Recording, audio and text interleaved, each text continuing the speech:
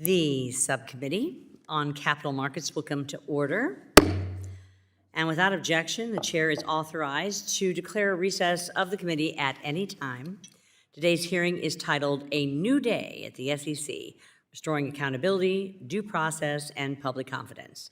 Without objection, all members will have 5 legislative days within which to submit extraneous materials to the chair for inclusion in the record. And before I recognize myself for an opening statement, I do want to inform our witnesses so graciously appeared here today, along with both majority and minority, that we are going to this is going to go quickly here, a hard gavel, and they've moved up votes to around 3:30 or so, and then we're recessed. So this is going to be, it will not be possible for us to come back. So we're going to move through this as quickly as we possibly can. So I appreciate everyone's indulgence and certainly their valued time.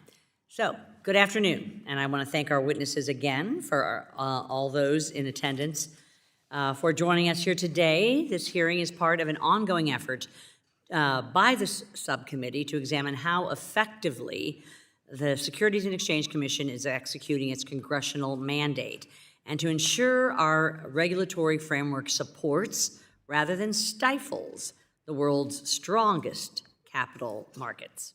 For several years, the SEC drifted away from the principles that have long made our capital markets work. Rule-making accelerated without sufficient economic analysis, enforcement actions increasingly replaced clear rules, and decisions of enormous consequence were made with too little transparency or accountability. That period raised serious concerns among public companies, Main Street investors, small businesses, and entrepreneurs about whether the SEC was faithfully serving its statutory mission. This hearing is not about relitigating the past.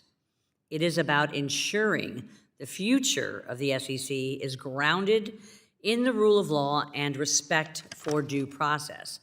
Under Chairman Paul Atkins, the Commission has begun the hard work of righting the ship, restoring internal discipline, and recentering the agency back to its core statutory mission.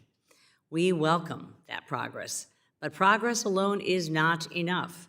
Lasting reform requires durable guardrails, and that is where Congress must lead.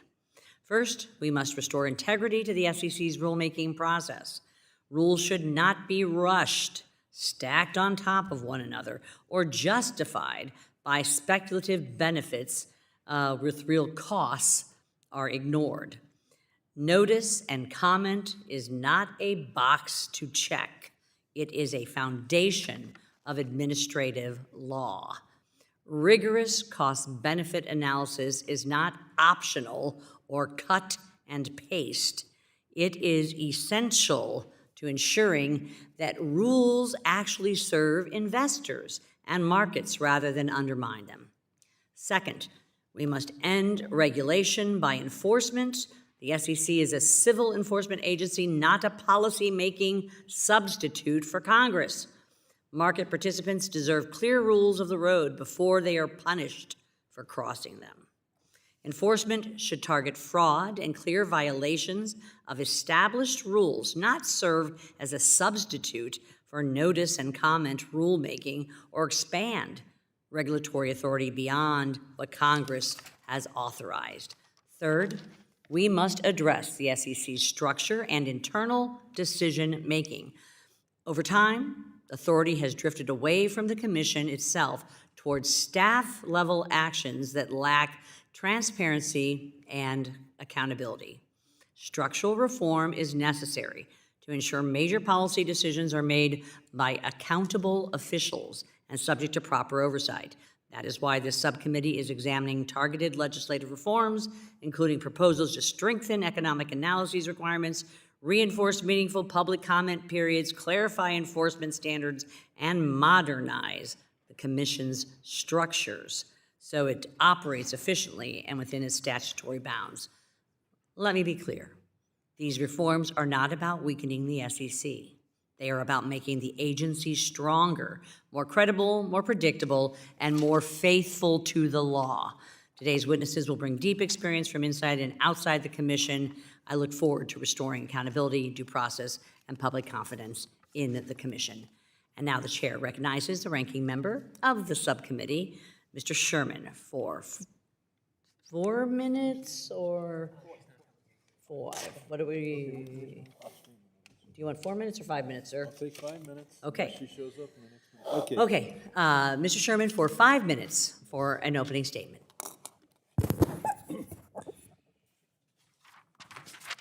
The title of this hearing implies that things at the SEC have gotten better over the last year. I would beg to differ. I agree that we should not have regulation by enforcement. Why? Because if you actually write a regulation, it's clear, it reflects public input, it applies to everyone, and it's pretty stable. That is to say, you get a new chair of the SEC, those regulations are still on the books. We should both regulate and adjust regulation and deregulate by following the Administrative Procedure Act. Instead of regulation by enforcement, we have now deregulation by non-enforcement. We also have deregulation by capitulation. Well, what does that mean? It means, we're dealing here with regulations that affect billions and hundreds of billions of dollars. And so there's a lot of money for a lot of lawyers to contest these regulations. So somebody brings a case challenging a regulation, and instead of defending the regulation, the SEC erases the regulation not by going through the Administrative Procedure Act, but simply tossing in the towel in the litigation. So you get deregulation by capitulation. You then get deregulation by pardon. And this is certainly the most troubling aspect. You've got Justin Sun buys $100 million worth of Trump coin, and then all of a sudden the investigation ends, the trial is dropped. You've got the Tyler and Cameron Wick-Levos, where the SEC terminates its lawsuit because these folks are very close to Trump. You've got Ripple Labs. Again, the SEC drops the appeal of the case after a multi-million-dollar donation to the Trump ballroom and the inauguration committee. And then finally, you have Mr. Zhao over at Binance, actually convicted of a crime, gets pardoned, we'll never know how much Trump coin was purchased. But keep in mind, every dollar that you spend, quote, buying Trump coin can be secret. You can disclose it to one or two aides to the president, and all the money, or a big chunk of it, goes to the Trump family. Now, I'm going to be a bit facetious here, but this SEC is demonstrating a hatred for Donald Trump. Because for this process to work, it started with Gensler enforcing the laws. And so then you have somebody who buys the Trump coin, and then the investigation is dropped, or the convict is pardoned. But what has happened here is that the SEC has cut its enforcement by staff by about 20%. Well, what that does is it cuts Trump's income by 20%. There are fewer people charged, fewer people who have to buy Trump coin, fewer people that can get the pardon or see the investigation stopped. And this also, and more seriously, has had an adverse impact on our ability to police Wall Street. Defunding the police is not a good idea, and that is what we've defunded when we're going after crime in the suites. In 2024, the SEC levied $8.2 billion in fines, returned $3.2 billion to investors. What we've seen in 2026 is that's 1/10 the fines, less than half the average amount of fines looking over the last 10 years. As I've mentioned, the enforcement staff's been cut by 20%. Finally, we have a unipartisan SEC because when a Democrat leaves the SEC, no Democrat is replaced. For as long as I've been here, which goes back to the days of Moses, we have always had the minority party with 2 seats. We need genuine Democrats, not just people who changed their party affiliation a week before they were appointed to the SEC. And if there's not going to be any Democrats on the SEC in the Trump term, what's the next Democratic president going to do? I yield back. Gentlemen, time's expired. I now recognize the chairman of the full committee, Mr. Hill, for 1 minute for an opening statement. Thank you, Chair Wagner, and I appreciate the panel being with us today. The SEC plays a critical role in ensuring America's capital markets remain the envy of the world. However, during the Biden administration, many market participants raised concerns about the bureaucratic overreach of that administration and particularly regulation by enforcement at the Commission. Accountability must be restored at the SEC by ensuring the Commission follows the proper notice and comment procedures, produces rigorous cost-benefit analyses, and re-examines its enforcement process. These actions will restore public confidence, create transparency, and increase stakeholder engagement. Under Chairman Atkins, we've seen significant progress in returning the SEC to its core mission of facilitating capital formation, protecting investors, and maintaining fair, orderly, and efficient markets. I look forward to the discussion today, and I thank the chair for yielding. Yield back. Gentleman yields back, and today we welcome the testimony of Mr. Peter Chan, a partner at Baker McKenzie, Mr. Alexander Cohen, partner and co-chair of the National Office of Latham and Watkins, Mr. Chris Iacovella, the president and CEO of the American Securities Association, and Mr. Ben Schiffrin, director of securities policy at Better Markets. We thank each of you for taking the time to be here. Each of you will be recognized for 5 minutes to give your oral presentation of your testimony, and without objection, your written statements will be made part of the record. Mr. Chan, you are now recognized for 5 minutes for your oral remarks. Thank you, Chair Wagner, Ranking Member Sherman, and distinguished members of the Subcommittee on Capital Markets. I'm Peter Chan, and I'm a partner at the global law firm of Baker McKenzie. The views I express in this testimony are my own. I testify today on how best to ensure a culture of fairness at the SEC through concrete steps that will preserve the good work already begun under the leadership of SEC Chairman Paul Atkins. My perspective is informed by decades of experience as a securities attorney, including close to 20 years at the SEC's Division of Enforcement.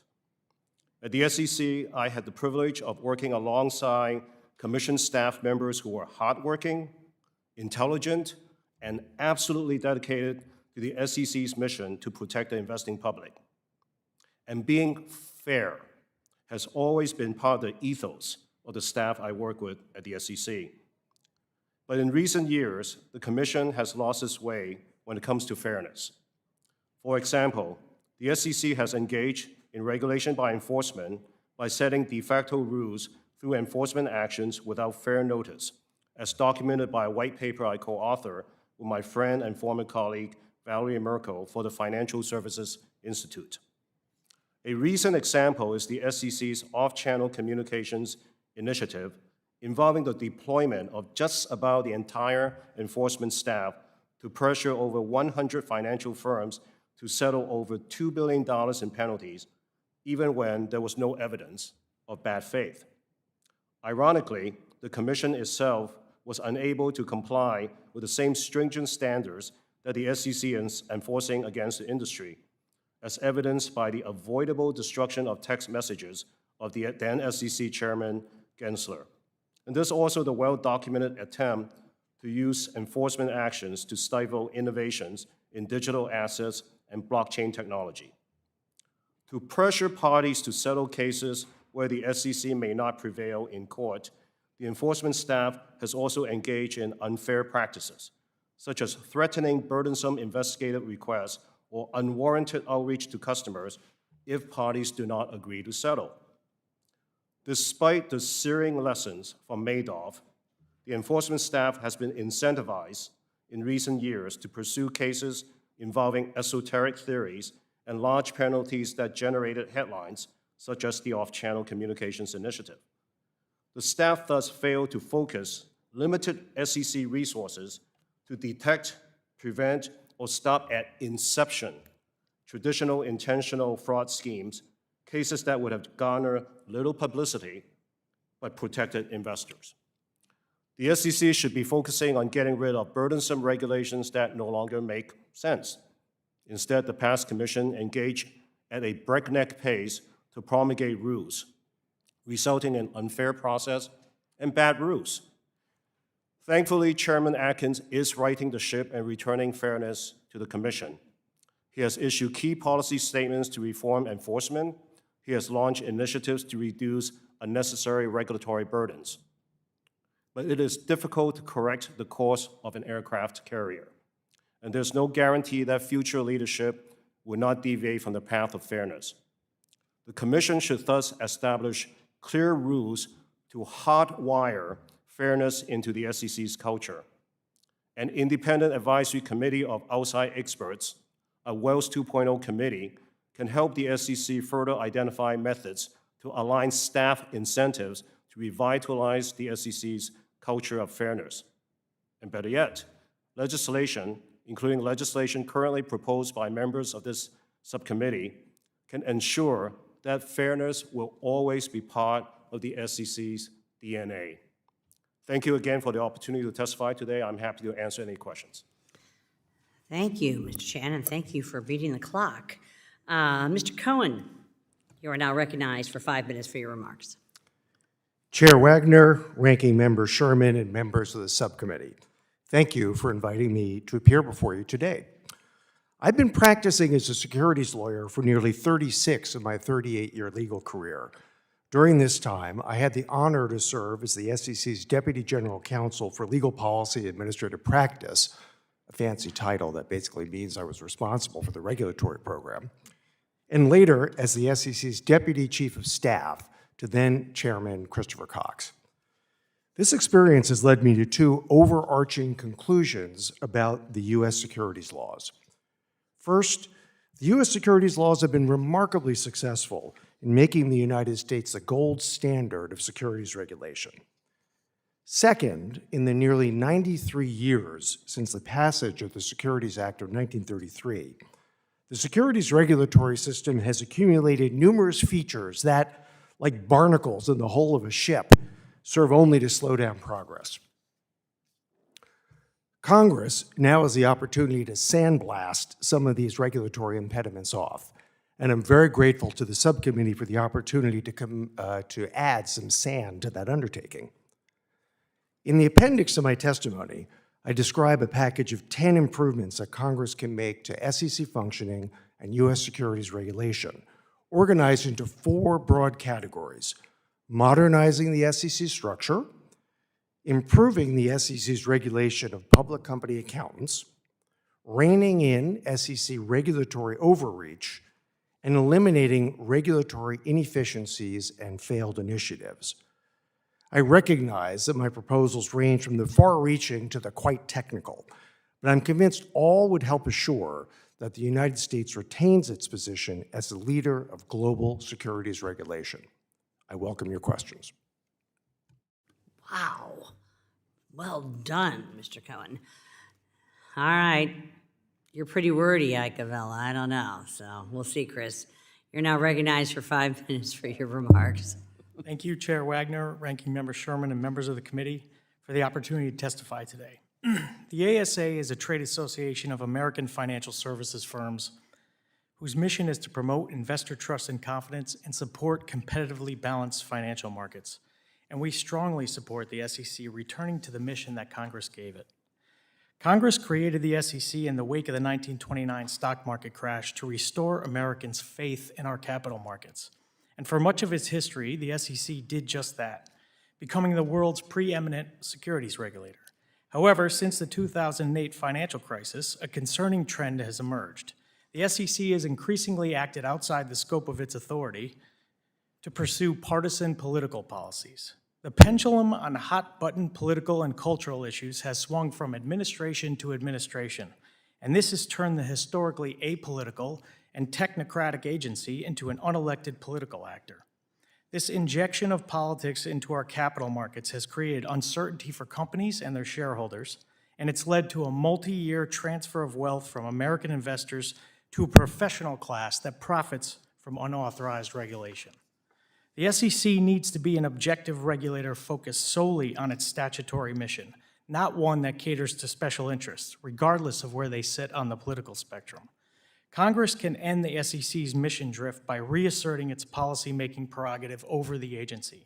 By that, I mean, if Congress cannot agree on the details of a policy issue, then language about that policy should not be in the legislation, and the legislation should not include broad, opaque, or public interest language that allows unelected individuals to make policy decisions.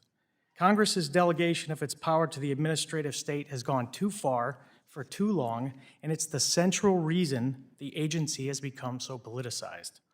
If Congress doesn't reclaim its power now, then it risks sending letters that go unanswered and complaining about policies it didn't authorize, and that's certainly not what the framers envisioned when they gave you the power to make law. Now I'll briefly summarize the rest of my testimony. First, the Commission's delegation of policymaking authority to career staff must end. This is appropriate solely for administrative matters, but not policy decisions. Second, career staff must obtain Commission approval to initiate industry-wide sweeps. This power is too great to be delegated to unaccountable career staff. Third, the public deserves a minimum 60-day comment period for rule proposals and at least 90 for complex rules. Fourth, the SEC needs to publish a transparent fine schedule for administrative rule violations such as record keeping, so the public understands how fines are calculated. Fifth, enforcement staff must be held to the same ethical standard as every other licensed attorney. Having staff sanctioned for lying to federal courts and having to dismiss dozens of cases because staff acted improperly erodes the public trust in the agency. To change this, senior leadership in the enforcement division should have securities experience, not just prosecutor experience. Sixth, SEC rules must respect cost-benefit analysis that Congress required.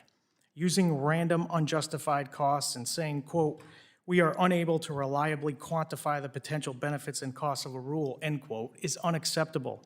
This disregards a congressional directive specifically designed to stop unjustified rules from harming the economy. Seventh, SEC rules must be authorized by Congress. The public should not be subject to a comply or sue scenario. Lawsuits are costly, and repeated court losses damage the agency's credibility. Eighth, rule filings from FINRA and the MSRB should be sent directly to the Commission. They should not be subject to pre-negotiated sign-offs by career staff before going to the commissioners. Ninth, the SEC's unauthorized delegation of its core functions to SROs must end. These delegations circumvent the appropriations process, and they impose open-ended costs on the industry that should be on the agency's budget. An example of this is the SEC's delegation of CAT to the SROs, which required the industry to fund a multi-billion-dollar regulatory surveillance scheme that illegally collects the personal and financial information of every American investor. 10th, Congress should revisit the current structure of the agency to insulate it from partisan political pressure. And while there are many ideas, one might be that the Commission should be evenly divided with permanent co-chairs, one from each party. Thank you again for the privilege of testifying today, and I look forward to taking your questions. I thank you, Mr. Iacovella. Mr. Schiffrin, you are now recognized for 5 minutes for your remarks. Good afternoon, Chairman Hill, Chairman Wagner, Ranking Member Sherman, and members of the subcommittee. Thank you for the invitation to testify today. My name is Ben Schiffrin, and I'm the Director of Securities Policy at Better Markets. Better Markets is a nonprofit, nonpartisan, and independent organization founded in the wake of the 2008 financial crisis to promote the public interest in the financial markets, support reforms of Wall Street, and make the financial system work for all Americans. For 90 years, since its creation in 1934, the mission of the Securities and Exchange Commission was to protect investors, and it has done so by acting as an independent agency. But in 2025, under current SEC Chair Paul Atkins, the SEC's mission changed.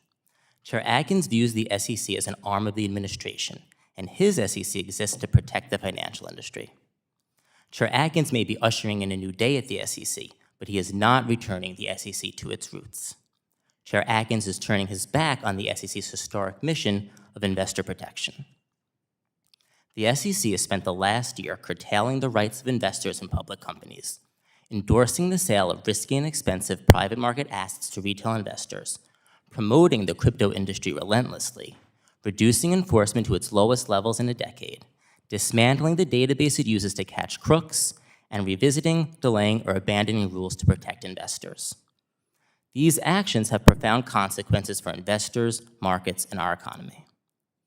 The SEC's determination to prioritize the interests of Wall Street and corporate management comes at the expense of investor protection. It has fundamentally altered the relationship between public companies and investors. The SEC has limited the ability of investors to have a say in how the companies they own are run, such as the small group of nuns in Kansas who, according to NPR, estimate they have filed over 350 shareholder resolutions over 20 years because they want to advocate for change at the companies in which they invest. The SEC has also made it harder for such investors to seek redress for corporate misconduct, and it is poised to significantly reduce the information investors receive about the companies they own. This transformation of the SEC's priorities and its broad-based attack on disclosures, rights, and remedies will hurt all investors, including institutional investors. State and local pension funds, private retirement funds, and individual retirement accounts will all suffer as they get less disclosure, less protection, and fewer remedies and chances to recover losses. At the same time as the SEC is making it harder to be an investor in public companies, it is making it easier for private market firms to solicit retail investors. Private market assets have long been considered risky for retail investors because they lack the disclosures that accompany publicly offered securities. The recent bankruptcy of investment platform Linkto highlights the perils for retail investors in the private markets, with Bloomberg reporting that the bankruptcy has left thousands of retail investors with frozen savings. Even the so-called accredited investors to whom private markets are sold complain about the lack of transparency in the private markets. And the reason private market firms now want access to retail investors is that, due to problems in the private markets, money from institutional investors is drying up. For example, the New York Times recently reported that Yale University's endowment and New York City's public worker pensions recently sold their stakes in some private equity funds at discounted prices to get cash back. Under the guise of democratizing access to these securities, the SEC is trying to steer retail investors into the private markets. And at the same time, institutional investors are pulling back from assets that offer greater risk and lesser returns. These actions will not only hurt investors, but will also harm our markets and our economy. Our capital markets are the envy of the world, but that is because they are well-regulated and well-policed. Investors have faith and confidence in them. This has been our competitive advantage for almost a century and has drawn trillions of dollars worldwide into the U.S. markets. That will change as the U.S. retreats from protecting investors and enforcing the law to exploiting investors and protecting the industry. As investors' rights and protections are stripped away, investors will look elsewhere to invest their money. That will hurt the economy because there will be less money invested in the U.S., leading to fewer jobs and businesses. So under this SEC, Wall Street and management win, but investors, markets, and our economy lose. Thank you, and I look forward to your questions. Thank you, Mr. Schiffrin. We'll now turn to member questions, and I recognize myself for 5 minutes of questioning. Mr. Cohen. Members of this committee have repeatedly warned that 30-day comment periods are inadequate for understanding and providing meaningful replies for proposals that are hundreds of pages in length sometimes. This is not just a partisan concern. In October in 2022, 12 Senate Democrats wrote to the commission warning that these compressed windows were undermining the democratic process. how would a statutory 60-day minimum comment period shift the process from a check-the-box exercise to a genuine dialogue fulfilling the original intent of the Administrative Procedures Act? Well, thank you, Chair Wagner. I think that would be very helpful. The comment process, as anyone who's been involved in it from the SEC side can tell you, yields a lot of really interesting, important feedback, sometimes very critical, but that of itself is often very useful. Just to cite an example that I was involved in, the SEC's de-SPAC rules, in particular proposed Rule 140A, were the subject of considerable amount of criticism. And that was very complicated stuff. You just couldn't do it in 30 days. So I think 60 days is a very good idea. Thank you. Mr. Chan, this committee will work to ensure that the progress made to restore a materiality-based approach to SEC regulation and enforcement is permanent and cannot be reversed. In your view, would codifying the SEC Regulatory Accountability Act, for instance, which requires definitive problem identification before rulemaking, provide the necessary guardrails to prevent a future administration from reverting to regulation by enforcement? Chair Wagner, your question very astutely identified the age-old problem of the phenomenon of solution looking for a problem. And I do think that having a statutory guardrail to make sure that there is actually a material problem or an issue that needs fixing would very much assist the SEC in focusing on fairness and going after fraud. I think in terms of the answer on regulation and by enforcement, it will help. By note, one of the problems is that when there are guardrails on rulemaking, that's when temptation to regulate by enforcement is the greatest. So I do think combined with policies and rules that will limit regulation by enforcement, I think is the key.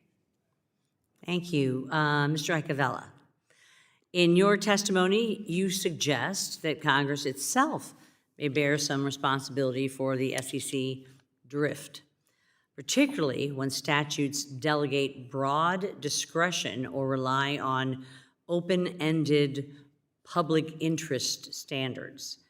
From your perspective, how can Congress write clearer, more durable securities laws that constrain regulatory overreach while still giving the SEC enough authority to respond to real market risks? Thank you for the question. I think this body did just that with the Jobs Act. In Title I, you made it self-effectuating. And as soon as it was passed, companies started to IPO using that. What didn't happen in the rest of the Jobs Act were the other titles, general solicitation and crowdfunding. Those took a lot of time with SEC comment, and they were watered down in a way that was not negotiated in a bipartisan way in this body at the time. So having language that takes effect immediately upon being signed by the president is very important because it bypassed the rulemaking process, and you can give them some time to review that after a 2 to 3 year period to see if there are corrections that are necessary to improve processes. Would you like to expand on any of the, how many do you have, 10, 12 different recommendations for this esteemed committee to consider legislatively? I would add one point on the comment period, and I think you were noting it. It really harms small businesses who don't have an army of lawyers or a lot of legal budget to be able to outsource to comment on a complex rule in a 30-day time span. And that's why it's necessary to be at least 60. Yes, and I'm tired of cut and paste costs and benefits where we do not hear the truth about the costs and or the benefits. So thank you very much for the testimony. I now recognize the ranking member of the subcommittee, Mr. Sherman, for 5 minutes for questions. Thank you. I kind of made a mistake in my opening statement because I mentioned deregulation by non-enforcement, deregulation by capitulation and deregulation by pardon, and I forgot deregulation by tweet. We have seen the President of the United States say that shareholders shouldn't be able to put forward proposals to committees, and that you shouldn't be able to hire an advisor as to how to vote your shares, although the company is free to hire 5 or 10 law firms on their side.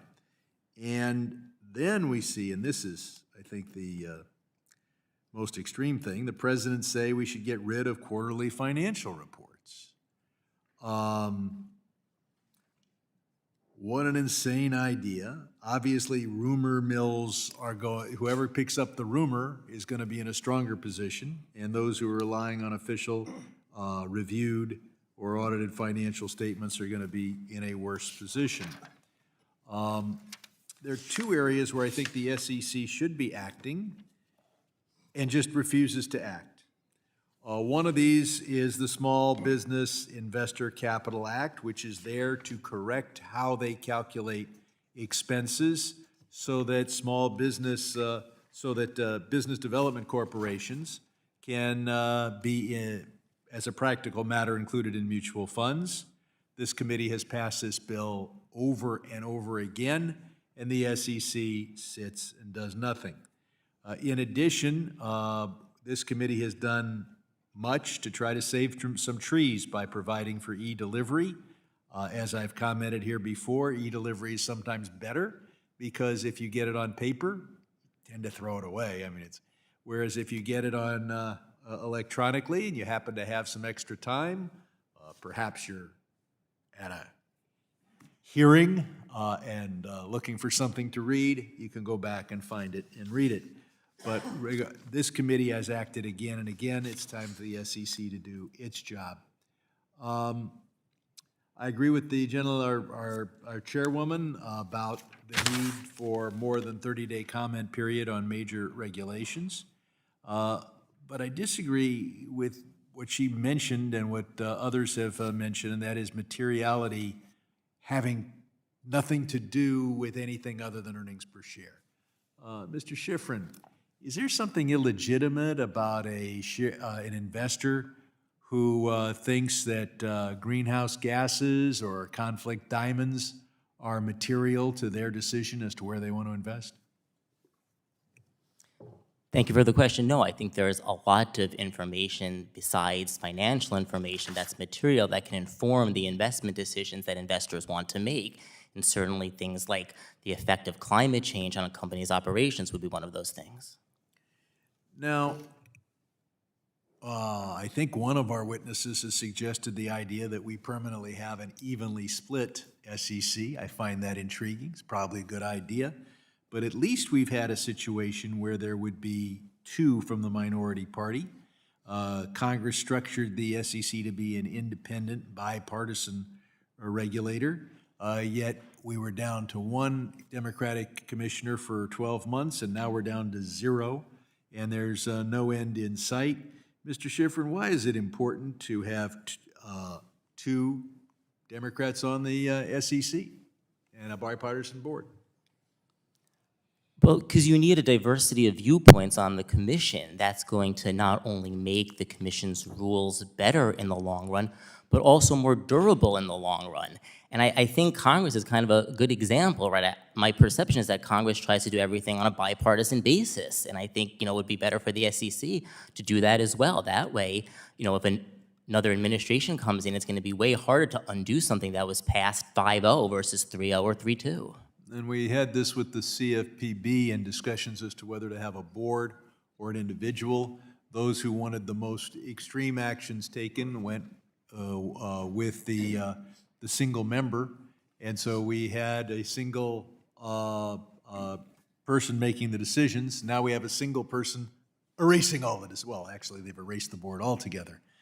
And there's something to be said for moving the pendulum less in one direction and less in the other, and I yield back. Gentleman yields back. The chair now recognizes the gentleman from Arkansas, the chairman of the full Financial Services Committee, Mr. Hill, for 5 minutes. Thanks, Chair Wagner, and again, appreciate the panel being here. I've spent really almost 3 decades as a registered person, the last 10 years not registered, but I'll reflect back on that. I was NASD FINRA registered since 1986. I was chairman of the District Business Conduct Committee in New Orleans, District 6. I was on the Small Firms Advisory Board. I've been a corporate director for a public company. So I spent a lot of my life with the 33 and 34 Acts and all the great work all of you have advocated for. But one of the things as a CEO, a managing general principal, you know, with 3 different firms that just irritated the absolute tar out of me is this idea that we're going to start with enforcement before we inform anybody of what it is that we're trying to solve. And I want to visit with Mr. Iacovella because this one really burns me up because it's a classic example where people assert that if they don't correct this immediately, you know, our world will come to an end. It'll cease spinning on its axis. So the government decides to shut down the economy during COVID-19. None of us knew what was going to be we were here. We didn't know what the real result of all this was. We were dealing with the crisis in real time, just like the private sector was. But so people who were financial advisors, registered broker-dealer employees were sent home. And I don't think they were told not to ever talk to their customers again. And so they were sent home and they probably had a VPN to dial into a laptop that maybe was company owned, maybe it wasn't. And a lot of people in the modern world don't have a landline, so they were talking on their cell phone. Well, this is the case for everyone here. All the members of Congress, exactly the same situation. Not ideal. But here comes the commission suddenly in 2021 and suddenly dreams up this idea that, oh my God, there are people with off-channel communications. These registered broker-dealers are not storing every text message. Clearly, this is a violation of the communications rules, the correspondence rules, the approval by a principal of anything you say to a client rule, and they began to enforce that. And I don't think my friends on either side of the aisle really appreciate how outrageous this was. Starting with the C-suite. We want all your texts. We're going to write you a letter. Our lawyer's going to contact you. And if you don't give us all your texts and access to your phone, we're going to, then, I guess, take action against the firm. And it resulted in billions and billions and billions of dollars of fines for these firms for something that all you had to do was say in a notice to members under FINRA or under a proper rulemaking from the SEC. We believe now in the modern age that we want to collect and treat as correspondence, treat as principal-approved communication, texting, or emails, or even a telephone call on your personal phone because you were sent home from your office, so no, we're not recording it. And there's nobody here that would dispute that. But instead of publishing a notice to members, we just start fining people. And yet we have a chairman of the SEC who has lost his text messages that we've subpoenaed from this committee for. So the hypocrisy is not lost on me or on the Inspector General at the SEC. So, Mr. Iacovella, how do we get this back on track? Firms want to do good faith compliance. All you have to do is tell a firm, here's our expectation, here's the time frame, and we want you to comply. How did the scale and structure of these penalties affect perceptions of fairness and credibility at the SEC? Thank you, Congressman. I think what you said is exactly what should have been done. There should have been a notice to the industry that said, we understand there were extenuating circumstances during COVID and that people communicated through texting. We would expect you before the next examination to collect all of that information and have it ready. And if you don't, then there better be a good reason why, and you could be subject to fines as a result of that. But that's not what happened. What happened was I go into the detail because I think it's a perfectly good case study about exactly what we're talking about today under the leadership of Ann Wagner. And I would say, what hypocrisy. That the chairman of the SEC cannot produce and retain his own text messages for review by this committee. Yield back. Chairman yields back, and the chair now recognizes the gentleman from California, Mr. Vargas, for 5 minutes. Thank you very much, Madam Chair and Ranking Member, and especially I want to thank the witnesses today. Mr. Cohen, you set up a very provocative analogy. You set up this analogy of a ship that has barnacles on it. It's been sailing for 93 years, and it has collected these in such a way that it's caused this ship not to be very efficient in its movement. So they should be, and I want to quote you, sandblasted off, so then it can move more efficiently. The analogy is a good one. However, I'm from San Diego and I worked in a shipyard. You normally don't sandblast, depends on the hull. You wouldn't sandblast the barnacles because you'd actually damage the ship. If it was fiberglass, you'd water blast them. Only if it was a steel ship would you sandblast. The reason I say that is because sandblasting is much more harsh than water blasting. Although there are some water blasters, of course, they're very profound. The reason I say that is because I think that there probably are some rules and regulations that should be taken off this ship. And by the way, if I had to hire an attorney, I'd hire you. You're very capable. I see you're, and you're also very precise. I know you wouldn't churn my case. Your testimony was fantastic. I couldn't afford him either. That's true too. So, Mr. Schiffrin, how would you confront that reality that there are barnacles on this ship? But instead of sandblasting them, how would you water blast them off? And I do want to give you a chance to come back to Mr. Cohen. Mr. Schiffrin, why don't you start with that? I mean, if we're going to blast, aren't we blasting too hard?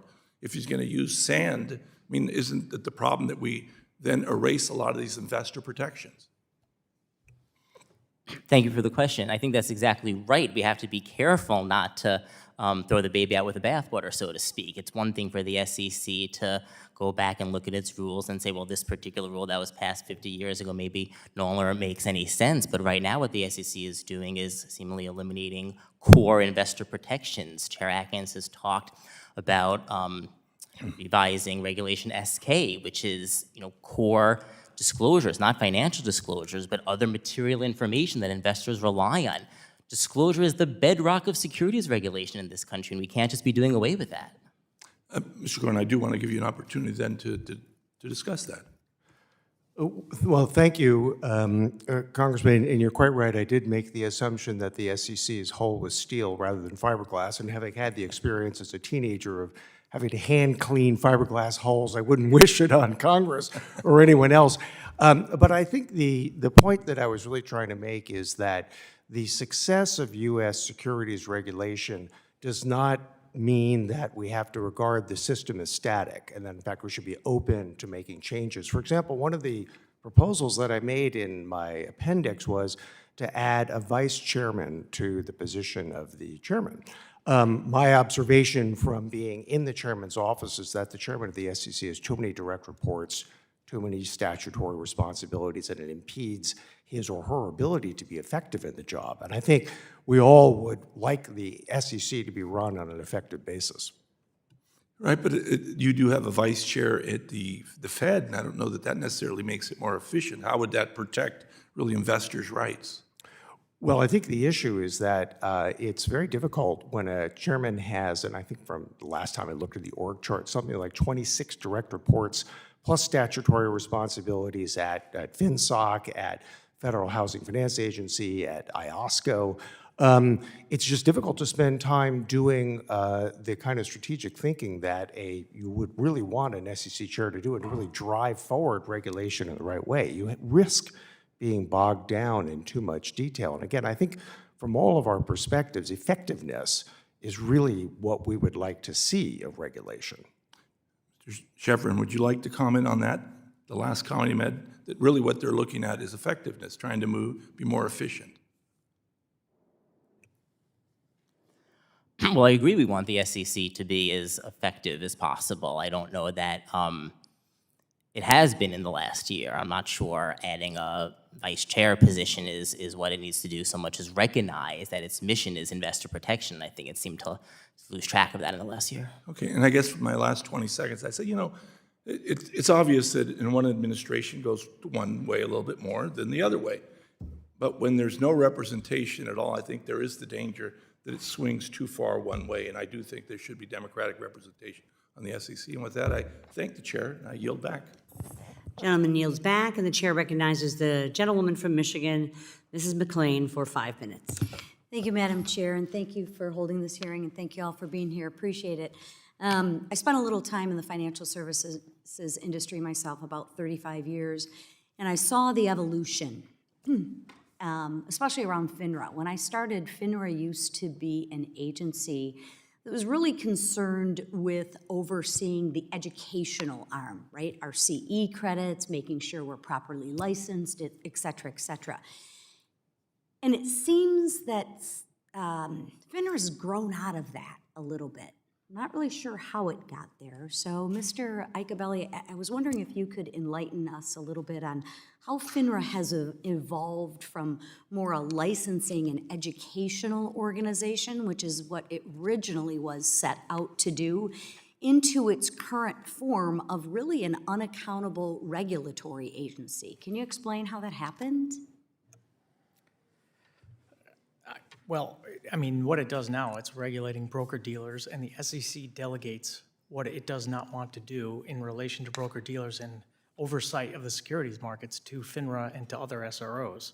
And I think that's the concern that you're trying to raise here, is that that delegation has not been authorized by Congress, and it's happened by virtue of the agency doing it on its own accord. Yeah, and that is extremely concerning to me because it seems like we have one more layer of bureaucracy out there. But even more concerning with that is the lack of transparency, right? I'm curious to get your information or your opinion on what threats do you think FINRA poses to capital markets?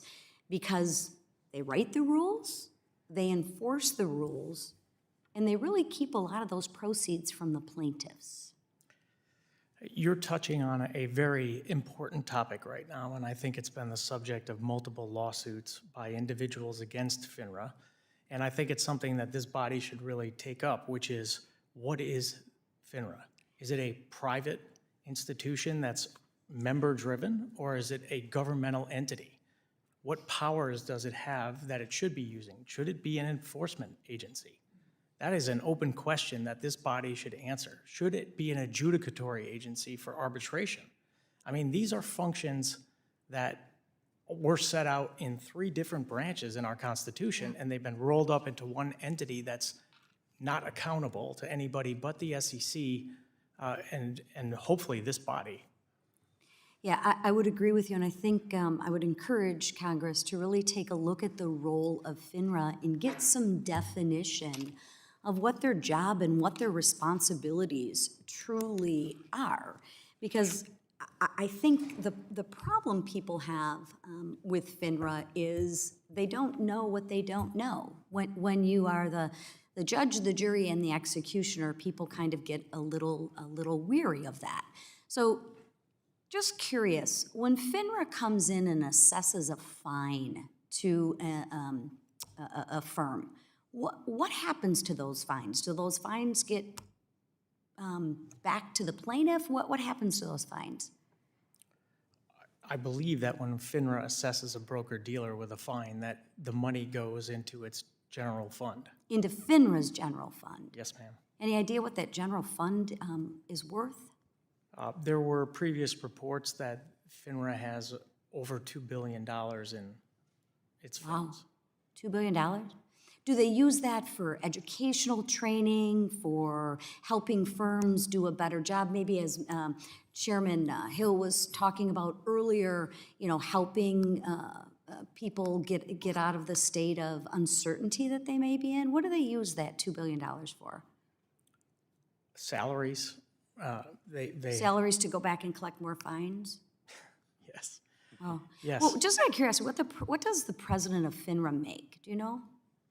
I'm not sure of the exact figure, but I understand. Would you call me a liar if it was around $4 million? That sounds about right. Okay, just curious. Can you explain a little bit of the lack of accountability that FINRA has and how that results in higher fees, fewer investment choices and lower returns? Because the biggest concern I have is with all the rules and regulations right now, it'd be really tough to start a new firm. So I'm curious if you could touch on that. I think it's extremely difficult to start a new firm, and the compliance costs are overwhelming for small firms, and that's why a lot of them are going away. They're either being bought out, merging, or they just go out of business. Yet Friend is sitting on about $2 billion. With that, Madam Chair, I yield back. Thank you. Pardon me, the gentleman's time has expired. The chair now recognizes the gentleman from Illinois, Mr. Caston, for 5 minutes. Thank you, Madam Chair. Thanks all of you for being here. So I want to lay my biases out first. I have some real concerns with Chair Atkins' leadership, and particularly for the way that he's weakened investor protections and in so doing weakened confidence in U.S. markets. And I want to get specifically, and there's no way to say this without getting political, but the SEC's recent decision to stop reviewing no-action decisions for shareholder proposals is going to allow firms to exclude various ESG requests. You can't say the word ESG without getting in some nonsense culture war fight right now. But the debate as I understood capitalism, in most of my adult life was between Milton Friedman's view of shareholder capitalism and some broader view of stakeholder capitalism. And if the owners of a company have things they want to know about the risk exposure of that company, and management disagrees, if you believe Milton Friedman, the shareholders should have the final say.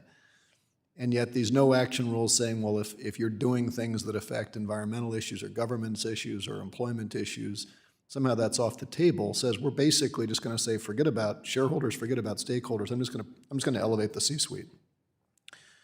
I want to specifically get in a recent example.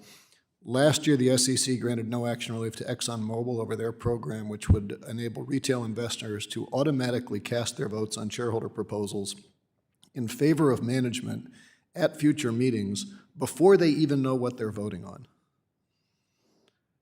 Mr. Iacovella, you issued a statement in support of that, saying that the SEC's decision prioritizes the interests of working families, savers, and retirees.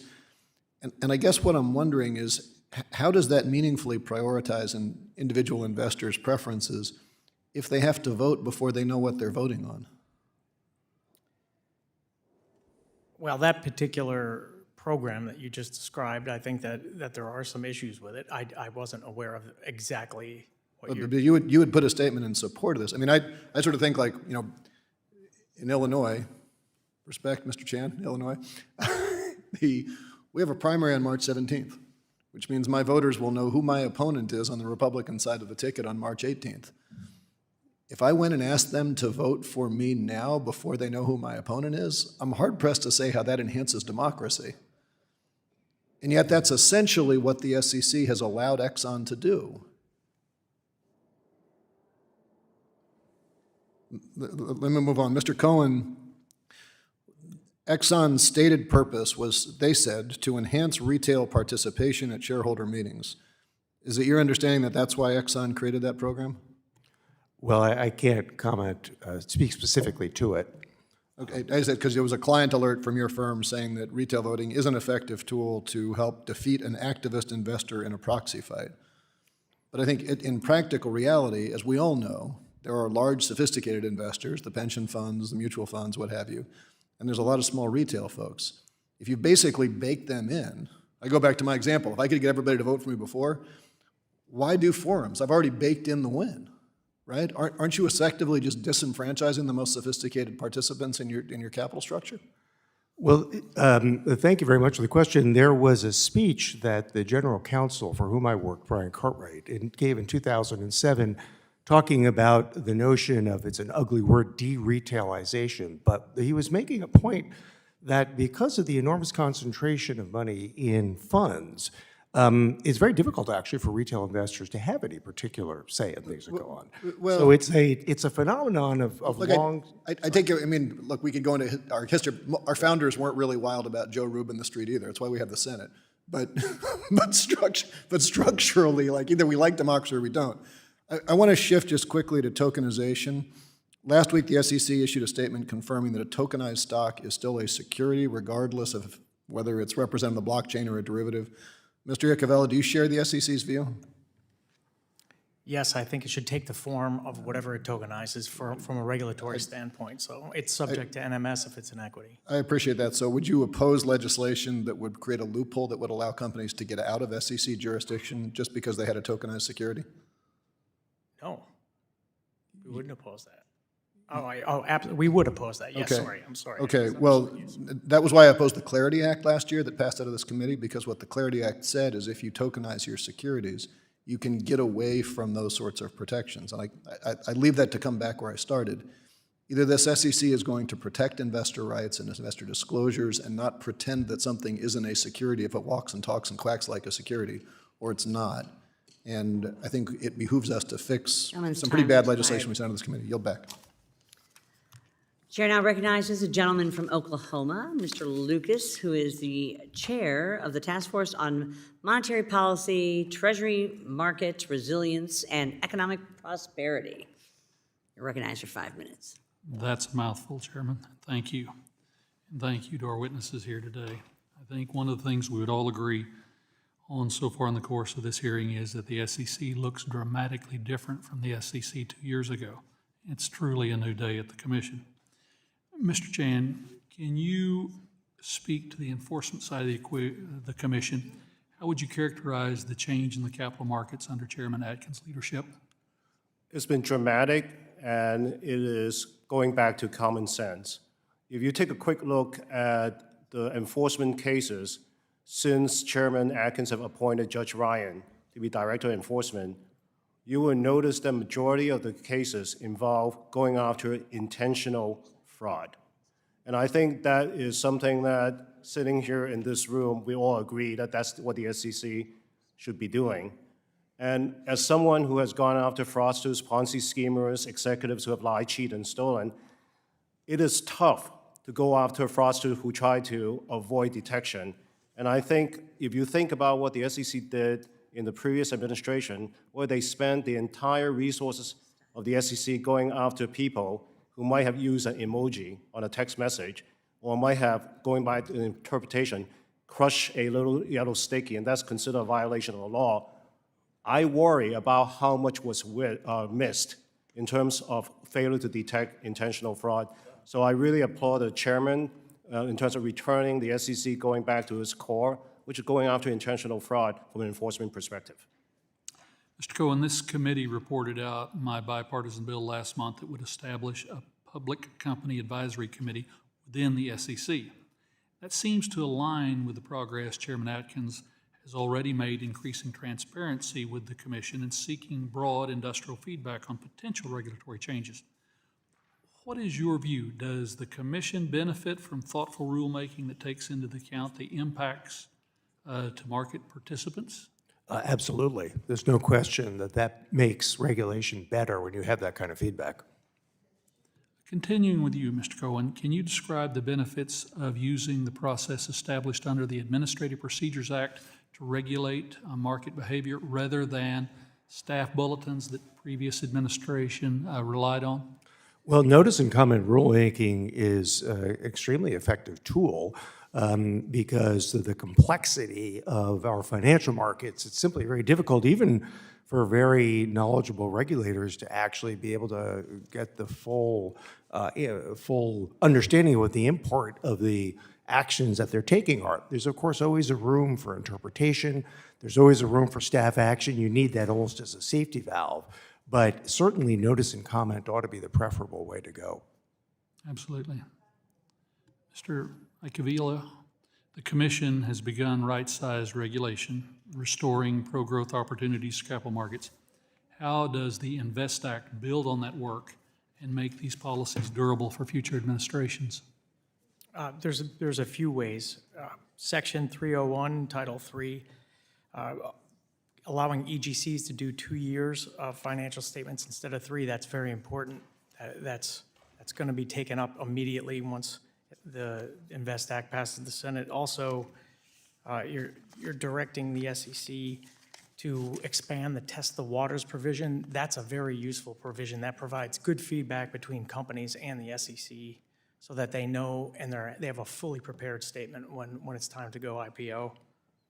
And I think lowering the well-known seasoned issuer requirement from 700 to 400 was very important as well. I mean, it allows the ease of follow-on offerings for small and mid-cap companies, and that's what allows them to become large-cap companies. Absolutely. I want to thank the panel for your observations, your insights, and yield back, Madam Chair. Gentleman yields back, and the chair now recognizes a gentlewoman from California, Ms. Waters, who is Thank also you the very ranking member. much. Thank you. Mr. Schiffrin, in this and prior Congresses, I've offered proposals to increase transparency and accountability in our private markets. Your testimony echoes many of the concerns my proposals would remedy and paints a troubling picture of the SEC's agenda to undermine our public markets. You say that Chairman Atkins prioritizes the needs of private equity firms over the safety of everyday American investors. You also argue that the private markets are inherently riskier, less transparent, more expensive, and less liquid than our public markets. I'm going to ask you a series of questions about private markets and would appreciate, to the extent possible, a brief yes or no answer. Is it true that private markets have performed worse than the S&P 500 over the past 5 years? Yeah, yes. Is it true that institutional investors like private equity and pension funds are currently fleeing private markets due to underperformance? Yes. Is the SEC now attempting to steer retail investors into these private markets at the exact moment that large institutional investors are pulling back from them? Yes. Is it also true that Chairman Atkins recently permitted an exchange-graded fund to invest in private credit despite SEC career staff concerns regarding the liquidity and valuation of those assets? Yes. Well, doesn't the expansion of private offerings without the same kinds of disclosures required for public companies increase the risk of fraud for retail investors? Yes. Is it your opinion that pushing mom and pop investors to add these unregistered securities to their nest eggs will likely lead to significant financial losses for them and millions of American families? Yes, I think it's very risky for retail investors to enter the private markets. And finally, what advice would you have for both Congress and the SEC as it contemplates allowing companies and their Wall Street brokers to sell private assets to everyday investors? Well, I think you have to bear in mind that that's kind of antithetical to the federal securities laws. If you're talking about selling private market assets to retail investors, you're talking about selling them to the general public. If you're making a public offering of securities, you're supposed to register that with the SEC and provide all the disclosures that a public offering entail. And those disclosures are designed to protect investors. So if you're talking about offering private market securities to retail investors, you're talking about doing something that really the law doesn't provide for without detailed disclosures under the securities laws. Do you consider that the SEC is independent? Can you repeat the question? The SEC? Who controls it? Is it independent or is the president involved? Well, it should be an independent agency, and that's historically what it has been. I think Chair Atkins seems to view it more as an arm of the administration. Well, let me just tell you this. You know, we have fought very hard, and we have to keep fighting to fund and make sure the SEC has what it needs to be the cop on the block. And so all you have to do is not help them get any resources, no money to do the job, and they get to do what they want to do and nothing gets done. So is that an issue that is of concern to you and others? Yes, I think that SEC needs resources in terms of funding and in terms of staff so that it can do its main job, which is to be the cop on the Wall Street beat and ensure that financial fraudsters aren't taking advantage of everyday Americans. Has it traditionally been understaffed? I think that, the SEC has to regulate $100 trillion capital markets, and it's always been underfunded and understaffed in that respect. I think that the recent staffing cuts at the SEC only exacerbate the already difficult task that the SEC has in regulating the size of those markets. Well, thank you very much. I'm concerned. I yield back. The ranking member yields back. The chair now recognizes the gentleman from Ohio, Mr. Davidson, the chair of the Subcommittee on National Security, Illicit Finance, and International Financial Institutions. You're recognized for 5 minutes. Thank you, Chairwoman. Witnesses, I thank you for your testimony and your work in the field. We're coming off the wake of Gary Gensler's failed leadership at the Securities and Exchange Commission. For years, I sought to fire Gary Gensler. We never succeeded in that, but frankly, one of the first things that happened when Donald Trump became president is we fired Gary Gensler. And all of capital markets are better because of it. So we saw, really a mindset in terms of the senior leader at the Securities and Exchange Commission really shape everything. And that led me to question, is the structure even right at the Securities and Exchange Commission? So I looked at it, maybe it should be at parity so that no one party has it, because everybody kind of deferred to Gary Gensler. And you didn't have the votes to change course on it. So then you have a yo-yo back and forth, one idea versus the other. And I thought, maybe the 80-20 issues the commission ought to deal with, because then partisanship wouldn't be the driver for some of the policy approaches. Because that's really what we saw, as the war on crypto, led out of Elizabeth Warren's office in the Senate, was basically had a foot soldier in Gary Gensler. But now we're trying to pass regulatory clarity in Congress. I had a colleague earlier characterize that if you tokenize a security under the Clarity Act, it's not a security. No, if you tokenize a security, it's still a security. What the Clarity Act says is that if you tokenize something that isn't a security, it's not a security. Gary Gensler struggled with that idea. And he did sue and settle things, not to provide clarity. He didn't do structured rulemaking with notice and comment periods. He did regulation by enforcement. And one of the examples I always point out to is they sued one of the Kardashian people and settled for, $1 million, $2 million for marketing an unregistered security. But then they took no action against the unregistered security that was supposedly the problem. They didn't shut it down because it was some bad offering and dangerous to the public. They created chaos on purpose. They told everyone, come in and talk to us, and we'll work with you. And then they used that information to target them for enforcement actions. They didn't produce an escape. I said it was like Hotel California. You can check in, but you can never leave. So I want to thank Chairman Atkins for providing a great direction, but a couple questions. Mr. Cohen, in the Coinbase case, the Biden SEC issued a Wells notice advancing novel legal theories about digital assets without identifying a clear statutory authority or rules adopted through notice and comment. How could Congress reform the Wells process to require disclosure of specific legal theories or evidence so that Wells notices cannot be weaponized? I think that's probably more appropriately directed to Mr. Chan, who has more enforcement Chan, my experience than I do. All right.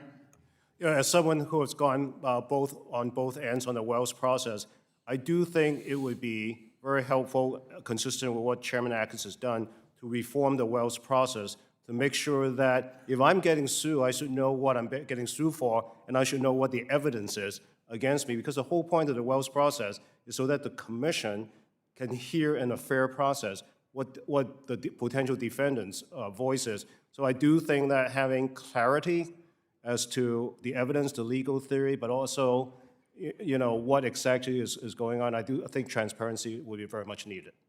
Yeah, and we hope the commission brings that, but we need to pass laws to provide clarity. And we're trying to do that in digital assets, but there are things just like the Wells notice that the loophole there was weaponized by the previous SEC.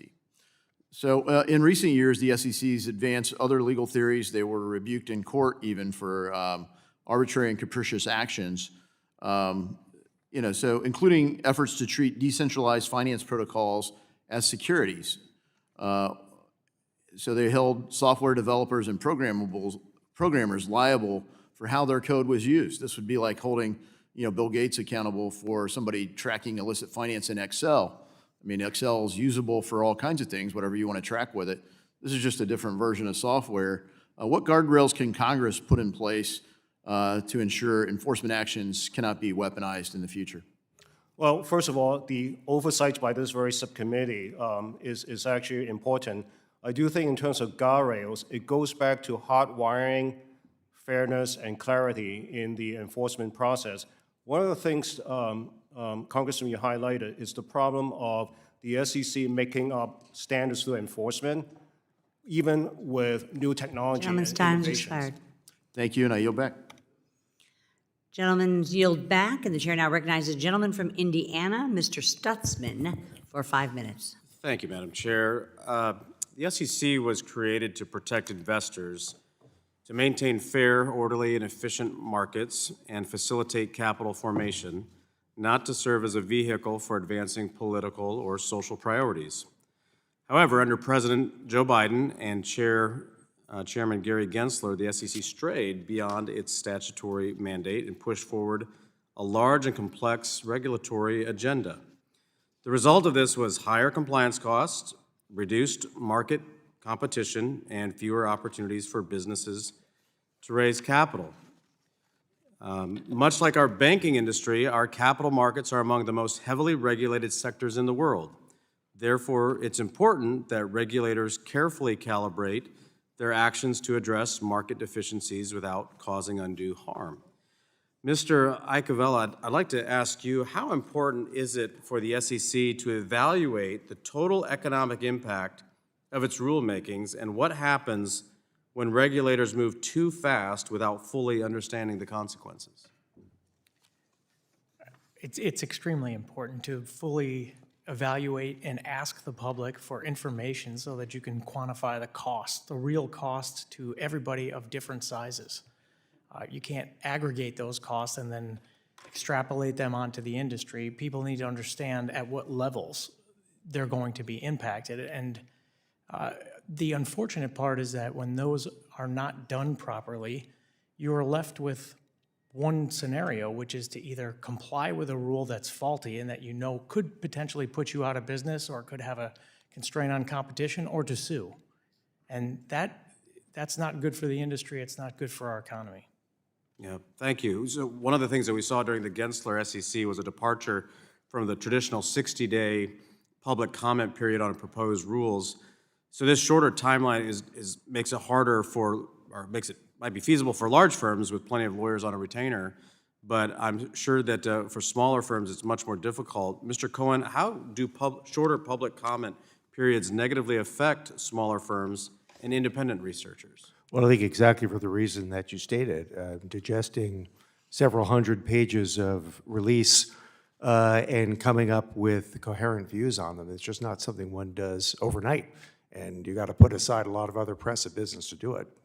Yeah, so broadly speaking, would you see a difference between the Biden's SEC's activity and the Trump era SEC? Yes, and one of the market aspects of it is comment. Comment? Yep. Yeah, anything else? Well, regulation by enforcement, as has been mentioned. Yeah, Mr. Iacovella, how about you? I would agree. I think we've covered that. So much easier to, I mean, it's better for the industry. It's better to move business along, giving people opportunity to raise the capital that they need. This committee is currently considering legislation that would guarantee a 60-day comment period with certain exemptions. Would this sort of policy help improve the quality of stakeholder feedback? Any of you could answer that. Yes, absolutely. The more time that people have to be able to absorb, get their teams together, ask them how this kind of a policy would work, let those business people and operational people actually understand what's being proposed, and tell management and the legal and compliance folks what it's going to do to the business, that's how you get informed comment. Yeah, thank you. Thank you. I'll yield back. Gentleman yields back. Now, oh my goodness, the chair now recognizes the gentleman from Montana, Mr. Downing, for 5 minutes. Thank you, Madam Chair, and thank you to the panel for being here. You know, as an entrepreneur and a former regulator, I cut my teeth in tech venture, did alternatives, a lot of Reg D exemptions, coming out of the space.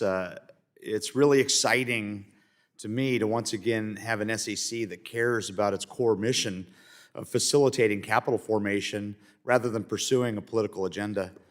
I'm glad that this hearing is focused on ways to reform the SEC to ensure that the Gensler-era antics can no longer plague our capital markets.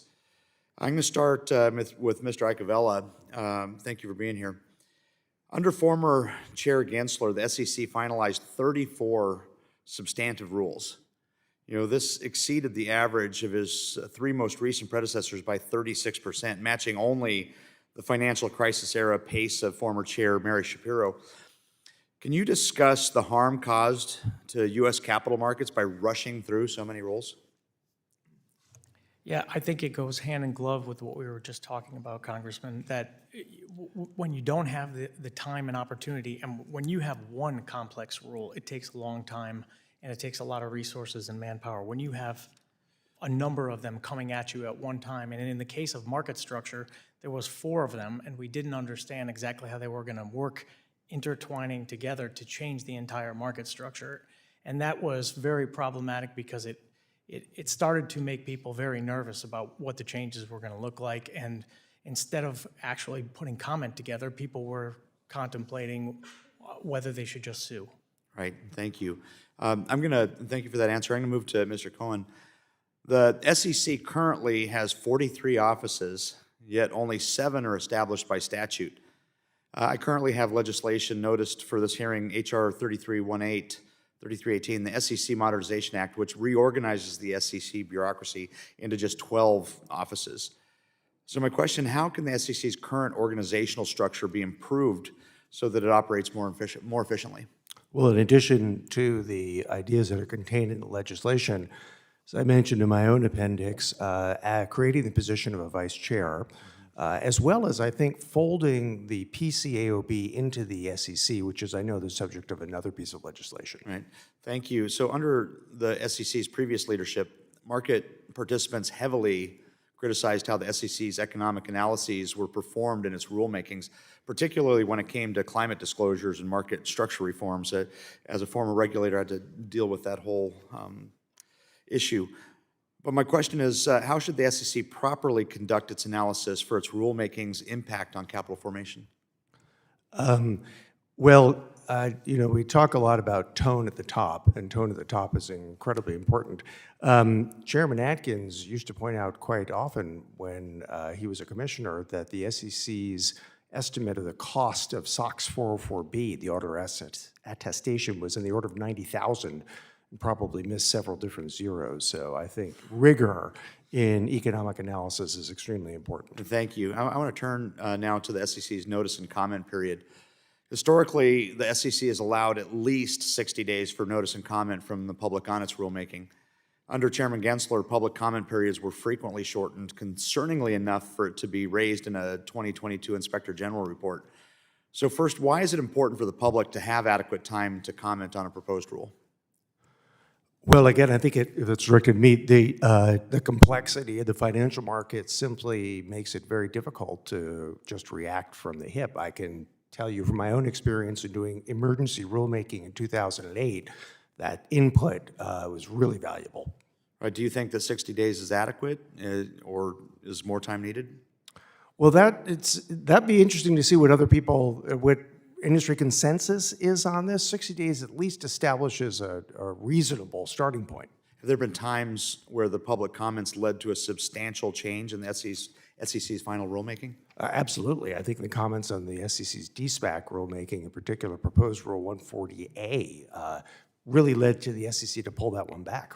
Right. Well, I appreciate your responses there, and I appreciate the panel being here. And on that, Madam Chair, I yield back. Gentleman yields back. Chair recognizes a gentleman from Wisconsin, Mr. Steil Chair of Digital Assets, FT&A, for 5 minutes. Thank you, Chair Wagner. Appreciate all of you being here today. We've got a big opportunity, and I think we've made real progress in turning the SEC around to its actual task of being there for investors rather than driving forward political agendas. I want to cover 2 topics today that I think are really important. One is the politicization of the Gensler-era SEC, and have we made the reforms that are needed to bring us back and away from that, in particular with Staff Bulletin 14L.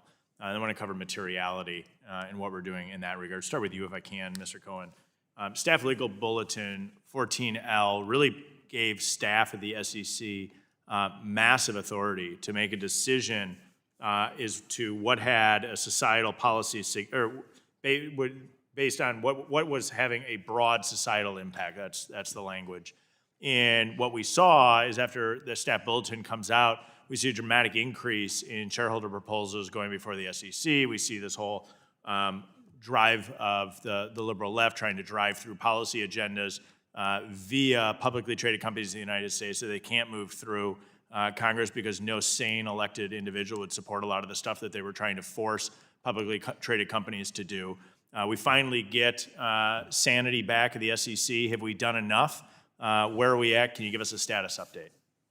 Well, certainly the having rescinded Staff Legal Bulletin 14L really brought back the practice in this area to what it traditionally been, which is that you have to have a connection to something company-specific in the proposal. But the staff that was reviewing it, many of them are still there. Does that cause concern, or is the change and the removal of the legal memo sufficient? Are people still operating in a politicized way at the I have to be SEC? careful in answering that because my wife, who's sitting behind me, was for 10 years a staff member in the Division of Trading and Markets. But I can say that I just have enormous respect for the professionals. No, I'm not saying that there aren't many great men and women at the SEC, and I wouldn't want to disparage everyone there. But I think it's pretty clear when you were seeing some of the rules coming out of the SEC under the Gensler chairmanship that there was pretty politicized. You had staff members who were making decisions as to whether or not something had a broad societal impact. I don't know if Mr. Chan or if Mr. Iacovella, if you'd like to comment on that, maybe your wife or partner is not sitting behind you and you could speak broadly on this. I say that teasingly. But do you have concerns with some of the individuals at the SEC who are clearly pushing a politicized agenda previously? I think my concern of the past years is the shift of culture of fairness. And Yeah. I do think that at the core, be it dealing with materiality, be it dealing with a variety of issues, I think the North Star should be creating incentives to get the staff back to focusing on what's fair. And that includes trying to figure out what is material and understanding the investing public, but also that includes making sure But is that cultural challenge that was created, I think it's highlighted by Staff Legal Bulletin 14L, is that culture where people would have been, if you were an individual, you came out of law school and you thought, boy, I like securities law, but man, I want to drive forward a wackadoodle liberal agenda, boy, the SEC might be a great spot to go because under Legal Bulletin 14L, you could pretty much willy-nilly make a determination as what had a broad societal impact. Now, good, we mindset, but it's pretty clear that there were some people there who were trying to drive forward a liberal agenda under Staff Bulletin 14L. Yeah, and I think that goes back to the culture. If you ask and take a poll of the frontline staff in the Division of Enforcement people, the great people I've worked with, they want to fight fraud, and they want to fight securities fraud, and they want to focus on protecting investors. So I think anything that can return the staff to doing what they actually want to do, which is to fight fraud, I think would be great. Mr. Iacovella, did you want to comment on that as well? I would just say that the tone is set at the top, and Chair Atkins was very clear about what he was going to use staff resources for and what he wasn't going to, and I think you see a material change at the agency. That's great to hear, because I think Chair Atkins has done a spectacular job. I think that there is a massive shift in tone at the top. I think you see it in the removal of the Staff Bulletin 14L. I think you also see it in Chair Atkins and the now SEC board actually diving into what is actually material to the company, not creating and allowing staff to drive forward a political agenda to determine what's material, let alone what some of my colleagues on the left side of the aisle want to do, where they want to write in statute that something is by definition material, even if it has nothing to do with the company. Appreciate all you being here. We've made some real progress to the SEC. We got more work to do. Madam Chair, yield back. Gentleman yields back. Chair recognizes the gentleman from New York, Mr. Garbarino, who is the Vice Chair of the Subcommittee on Capital Markets. 5 minutes, Garbo. Thank you, Chairwoman. Thank you very much for having the hearing today, and thank you to the witnesses for being here. U.S. institutional investors, including pension funds, asset managers, and insurance companies, invest and trade across global markets, often need to work with foreign broker-dealers to access the deepest liquidity outside the United States. SEC's cross-border broker framework, including Rule 15a-6, was written decades ago and generally requires foreign brokers to operate through a registered U.S. intermediary.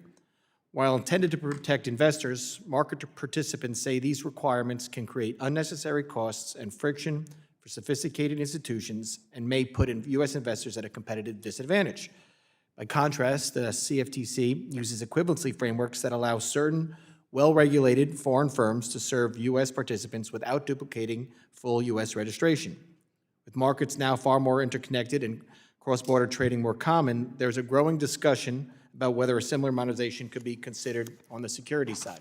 Mr. Chan, are there areas where the SEC could focus to allow U.S. institutional investors more efficient access to broader global liquidity in non-U.S. markets through well-regulated foreign broker-dealers, such as equivalency regimes with major similarly regulated jurisdictions? Absolutely. I call this the four corners of global interoperability. The SEC can do a better job on ensuring that investment products can be accessible seamlessly and internationally. Professional licensing can easily be clarified and simplified.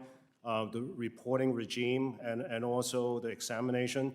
There can be a lot of work done with other regulators globally that can make international trading and investment securities much easier. As someone who worked with my partners from all over the other jurisdictions, the key is the SEC understanding what else is going on in the rest of the world. You actually just answered my follow-up question, so I appreciate that very much. I'm just going to switch some gears here. Chairman Watkins has recognized that the SEC's rulebook has become bloated and is an obstacle to growing our markets. To address that problem created over the past 5 years, the chairman has noted that the SEC rulemaking agenda includes a number of proposals to reduce compliance burdens and facilitate capital formation. In recent years, the SEC adopted deeply problematic fund-related rulemakings. Example under former Chair Gensler is in 2023 the 2023 fund names rules amendments, which the SEC estimated would affect 76% of funds and introduce new compliance costs and operational complexity for funds. Those added burdens would ultimately be passed on to American savers. Mr. Cohen, consistent with the SEC's goal of reducing unnecessary burdens, how should the commission or staff address those rulemaking excesses? Well, I think the proposal that Chairman Watkins has made to revisit, for example, Regulation SK and much that's in it is very welcome. One thing you'll note is that he articulated the concern about too much disclosure overwhelming people, and I think that's a longstanding concern that many SEC chairmen have articulated.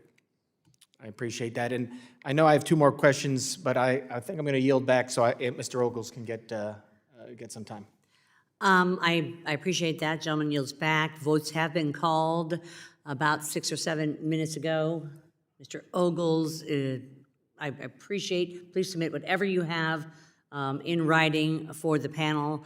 I'd like to thank all our witnesses for your tremendous testimony today. Without objection, all members will have 5 legislative days to submit additional written questions for the witnesses to the chair. The questions will be forwarded to the witnesses for their prompt response. Witnesses, please respond no later than March 11, 2026. This hearing is adjourned.